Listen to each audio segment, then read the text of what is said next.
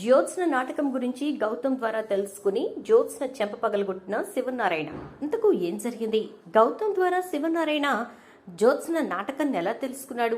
అసలు గౌతమ్కి జ్యోత్స్న నాటకం తెలియదు కదా, మరి గౌతమ్ ఎలా తెలుసుకున్నాడు? శివనారాయణకు గౌతమి చెప్పాడా, లేక శివనారాయణకు డౌట్ వచ్చి గౌతమ్ని అడిగాడా? ఏం జరిగిందనేది వీడియోలో చూసి తెలుసుకునేద్దాం. కార్తీక దీపం ఇది నవవసంతం అప్కమింగ్ ఎపిసోడ్స్లో ఏం జరగబోతోందనేది ముందుగా తెలుసుకోవడానికి వీడియోని లైక్ చేసి ఛానల్ను సబ్స్క్రైబ్ చేసి పక్కనే ఉన్న బెల్ ఐకాన్లో ఆల్ ట్యాప్ చేయండి. మొత్తం మీదకి చూసుకున్నట్లయితే కనుక చాలా వరకు కూడా ఇక గౌతమ్ తోటి నిశ్చితార్థం కూడా ఫిక్స్ చేసేయటంతో జ్యోత్స్నకి ఏం చేయాలో అర్థం కాని పరిస్థితి. అది కూడా గ్యాప్ లేకుండా జస్ట్ వచ్చే బుధవారమే అని చెప్పి అనడంతో తనకి ఇంకా టైం లేదని జ్యోత్స్న కంగారు పడిపోతూ ఉంటుంది. ఇక అలా కంగారు పడుతున్న జ్యోత్స్న ఖచ్చితంగా తప్పుల మీద తప్పులు చేస్తుందని చెప్పి కార్తీక్ ఫిక్స్ అయిపోతాడు. అలా ఫిక్స్ అయినటువంటి కార్తీక్ ఇక వెంటనే జ్యోత్స్న తోటి ఎలా అయినా తప్పులు చేయించాలి అని చెప్పి గౌతమ్తో జ్యోత్స్నకి కాల్ చేయిస్తాడు. అలా చేయించి నేను నీతో మాట్లాడాలి అని చెప్పని అంటాడు. ఇక వెంటనే జ్యోత్స్న వెళ్ళి గౌతమ్ని కలుస్తుంది. అది ఆ పాయింట్ కోసమే వెయిట్ చేస్తున్న కార్తీక్ వెంటనే వాళ్ళు ఫాలో అవుతూ వెళ్ళి వాళ్ళు మాట్లాడుకునే దగ్గర చక్కగా ఫోన్ పెట్టి మొత్తం అంతా వీడియో రికార్డ్ చేస్తాడు.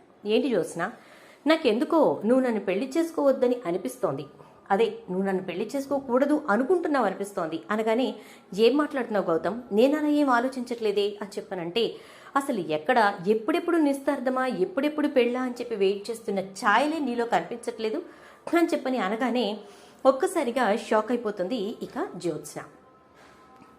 నేనెందుకు అలా అనుకుంటాను, ఎప్పుడు పెళ్ళవుతుందా, ఎప్పుడు మా అమ్మ వాళ్ళకి బర్డన్గా కాకుండా నేను హ్యాపీగా ఉండి చక్కగా వాళ్ళని కూడా హ్యాపీగా ఉంచుదామా అని చెప్పి వెయిట్ చేస్తున్నానంటే ఇవి మాటల్లోనే తప్ప చేతల్లో కనిపించట్లేదు లేదు జ్యోత్స్న అంటాడు. నీకు అలా కనిపించాలంటే నేనేం చేయాలో చెప్పు అని అంటుంది జ్యోత్స్న. దాంతో ఇక వెంటనే గౌతమ్ అయితే బుధవారం రోజు నిశ్చితార్థానికి నువ్వు ప్రిపేర్డ్గా ఉండాలి, అంతేకాదు నీ అంతట నువ్వే షాపింగ్ చేయాలి, ఇద్దరం కలిసి షాపింగ్కి వెళ్ళాలి. ఇవేవి జరగకపోతే కన్ఫర్మ్గా నీకు ఇష్టం లేదనుకుంటాను, అప్పుడు పరిణామాలు వేరుగా ఉంటాయి అంటాడు. ఏమవుతాయి, అప్పుడు పరిణామాలు ఎలా ఉంటాయో ఒకసారి చెప్పు అని అనగానే అంటే నువ్వు ఈ నిశ్చితార్థానికి రెడీగా లేవనమాట అంటాడు. నేను అలా అనట్లేదు, ఏదో అంటున్నావు కదా, ఏమవుతాయా ఒకసారి తెలుసుకుందామని అనగానే ఏముంది, సింపుల్గా నువ్వు నన్ను రెచ్చగొట్టి దీపను చంపడానికి పంపించావని చెప్తాను. దాంతోపాటు నువ్వు బస్తీలో ఆ వెధవతో కలిసి ప్లాన్ చేసి మీ నాన్నని చంపాలనుకున్నావని కూడా చెప్తాను అనగానే అది నీకెలా తెలుసు అని అడుగుతుంది. చూడు జ్యోత్స్న, నేను ఒక అమ్మాయిని పెళ్లి చేసుకోవాలి అనుకున్నప్పుడు కన్ఫర్మ్గా ఆ అమ్మాయి మెంటాలిటీ ఏంటో, ఏం ఆలోచిస్తోందో, ఏం చేయాలనుకుంటోందో ప్రతిదాని గురించి ఆలోచించి తీరుతాను కదా అని చెప్పని అంటాడు ఇక గౌతమ్. అయితే అలా అంటున్న గౌతమ్ మాటలతో అంటే నువ్వు నన్ను స్పై చేస్తున్నావా అంటుంది జ్యోత్స్న. యా, ఒక రకంగా స్పై అనే అనుకో, డిటెక్టివ్ అనుకో, ఇంకోటి అనుకో, ఏదన్నా అనుకో, బట్ నువ్వు ఏమేం చేస్తున్నావో ఎందుకు చేస్తున్నావో అన్నీ నాకు తెలుసు అంటాడు. ఏం తెలుసు నీకు అని అనగానే సమయం వచ్చినప్పుడు సమయానుకూలంగా వాడుకుంటాను తప్ప ఒకేసారి బయట పెట్టను, ప్రెజెంట్ ఇవి చాలు. వాడితోటి నువ్వు మీ నాన్నని చంపాలనిపించుకున్నది అండ్ అలాగే దీపని నా చేత చంపించాలనుకుంది, ఈ రెండు విషయాలు బయట పెడితే ఇక నీ జీవితం ఖల్లాస్ అయిపోతుంది అంటాడు.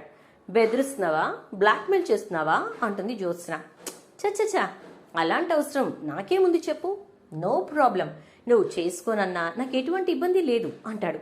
అదేంటి, ఎందుకలా అంటున్నావు అని అంటే నువ్వు చేసుకోనన్నా కూడా నీ దగ్గర ఉన్నటువంటి డబ్బుని నా దగ్గరికి ఎలా తెచ్చుకోవాలో నాకు తెలుసు కదా అంటే నువ్వు కేవలం డబ్బు కోసమే నన్ను పెళ్లి చేసుకుంటున్నావా అంటుంది జ్యోత్స్న.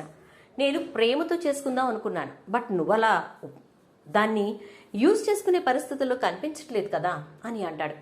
సరే అయితే నువ్వన్నట్టుగానే బుధవారానికి నిశ్చితార్థానికి రెడీగా ఉండు అని చెప్పి అక్కడి నుంచి వెళ్ళిపోతుంది. ఇదంతా రికార్డ్ చేసుకున్నటువంటి కార్తీక్ ఇక వెంటనే ఆలోచనలో పడతాడు.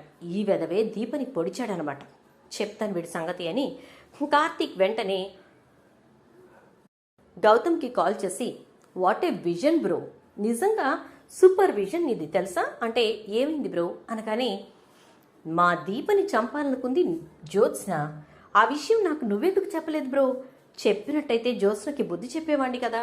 నీకు ఒక విషయం ఇప్పుడు క్లియర్గా చెప్పాలి, ఏంటంటే మా జ్యోత్స్న నిన్ను పెళ్లి చేసుకోవాలి అనుకోవట్లేదు అండ్ నిస్తార్థం రోజున కూడా ఏదో ఒక వంక పెట్టి ఈ నిస్తార్థం ఆపాలనుకుంటోంది అనగానే, అయితే ఏం చేయాలో నాకు తెలుసు బ్రో అంటాడు. ఏం చేద్దాం అనుకుంటావో ఒక చిన్న హింట్ అని కార్తీక్ అంటే, టార్గెట్ శివనారాయణ అని చెప్పి ఫోన్ పెట్టేస్తాడు. ఇక వెంటనే శివనారాయణకు ఫోన్ చేస్తాడు. ఇక గౌతమ్ అయితే ఫోన్ లిఫ్ట్ చేసిన శివనారాయణ, చెప్పు గౌతమ్ అనగానే, నేను మిమ్మల్ని కలవాలి అంటాడు. ఏంటి ఏమైంది అంటే, అర్జెంటుగా మిమ్మల్ని కలవాలి, ఒకసారి ఎక్కడికి రమ్మంటారో చెప్పండి అంటే, సరే నేవో చెప్పు నేనే వస్తాను అంటాడు శివనారాయణ. ఇక వెళ్ళి గౌతమ్ని కలుస్తాడు. అలా కలిసిన తర్వాత గౌతమ్ శివనారాయణకు జ్యోత్స్న తనతో చేయించిన పనుల గురించి, తనతో మాట్లాడిన మాటల గురించి అండ్ అలాగే దశరథ్ మీద ఇక జ్యోత్స్న చేయించిన అటెంప్ట్ గురించి అన్నిటి గురించి చెప్తాడు. ఇన్ని తెలిసిన తర్వాత మీ మనవరాల్ని పెళ్లి చేసుకోవాలని ఎవరూ అనుకోరు కదా అని అంటే, ఏం మాట్లాడుతున్నావు, నా మనవరాలు అలాంటిది కాదు అనగానే, ఏమండి నన్నే రెచ్చగొట్టింది, దీపని ఎవరో పొడిచారు, రక్తం పోయి చావు బతుకుల మధ్యన ఉంటే మీ జ్యోత్స్న వెళ్ళి అగ్రిమెంట్ చేయించుకుంది కదా అని అంటాడు. ఆ అగ్రిమెంట్ సంగతి అని అంటే, అసలు దీపని పొడిచిందే నేను కదా, ఈ విషయం బయటకు వస్తే కన్ఫర్మ్గా నాకు జైలు పడుతుంది, నాతో పాటు మీ మనవరాలు కూడా జైలుకు వెళ్తుంది, అది దృష్టిలో పెట్టుకుని ఈ విషయం గురించి మీరు ఆలోచించండి, అండ్ జ్యోత్స్నని నేనైతే ఇప్పుడు పెళ్లి చేసుకోవాలనుకోవట్లేదు అని అంటాడు. ఏం మాట్లాడుతున్నావు, ఇదంతా నేను సరిచేసి మీ ఇద్దరి జీవితాలు బాగు చేస్తాను, నువ్వు మాత్రం కంగారు పడకు అంటూ శివనారాయణ ఇంటికి వెళ్ళి జ్యోత్స్నని గట్టిగా అరిచి మరీ పిలుస్తాడు.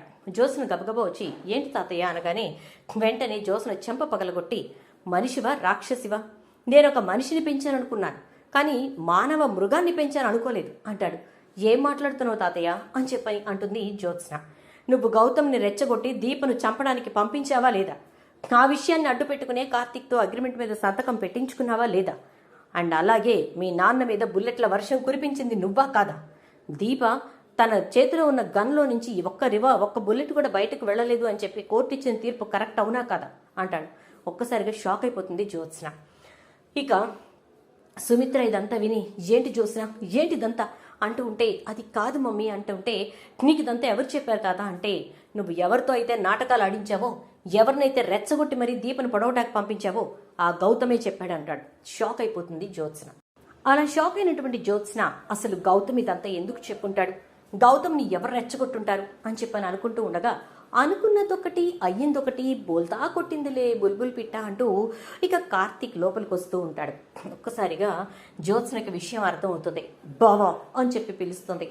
ఏంటి మరదల పిల్ల, ఏంటో విషయం చెప్పు అని చెప్పని అనగానే, ఎందుకు గౌతమ్ని రెచ్చగొట్టావు, ఎందుకు తాతతో మాట్లాడేలా చేశావు అని చెప్పని అంటుంది. ఏంటి గౌతమ్ని నేను రెచ్చగొట్టానా, మీ తాతతో మాట్లాడేలాగా నేను చేశానా, గౌతమ్ చిన్నపిల్లోడా ఏంటి, రెచ్చగొడితే రెచ్చిపోవడానికి అనగానే, నాకు తెలుసు గౌతమ్ మెంటాలిటీ, రెచ్చగొడితే రెచ్చిపోతాడు, అన్ని విషయాలు బయట పెడతాడు అనగానే, ఎలా, నువ్వు రెచ్చగొడితే రెచ్చిపోయి దీపను పొడి చేసినట్లా అని అనగానే, జ్యోత్స్న అయితే నీకు మొత్తం తెలుసు అన్నమాట అని అంటుంది. మొత్తం తెలుసు, కాకపోతే ఎప్పుడు విస్తరలో ఏది వడ్డించాలో అది మాత్రమే వడ్డిస్తాను, ఒక్కో వడ్డనకి ఒక్కొక్కసారి తల తిరుగుతూ ఉంటుంది అని అంటాడు. సరే బావా, నువ్వు డైరెక్ట్ వార్కి దిగితే నేను కూడా దిగుతానంటుంది. దాంతో ఇక కార్తీక్, అలాగే మరదల పిల్ల దిగుదాం, ఆ టైం కూడా దగ్గరలోనే ఉంది అంటూ లోపలికి వెళ్ళిపోతాడు. జ్యోత్స్న ఆలోచనలో పడుతుంది, ఏం చేసి ఇప్పుడు ఈ ఇంట్లో వాళ్ళందరి మనసులు మార్చాలా అని చెప్పి. చూద్దాం మరి రాబోయే ఎపిసోడ్స్లో ఏం జరుగుతుందో. వీడియో నచ్చితే లైక్ చేసి వీడియోని షేర్ చేయండి, అలాగే ఛానల్ సబ్స్క్రైబ్ చేసుకోండి, పక్కనే బెల్ ఐకాన్లో ఆల్ ట్యాప్ చేయండి.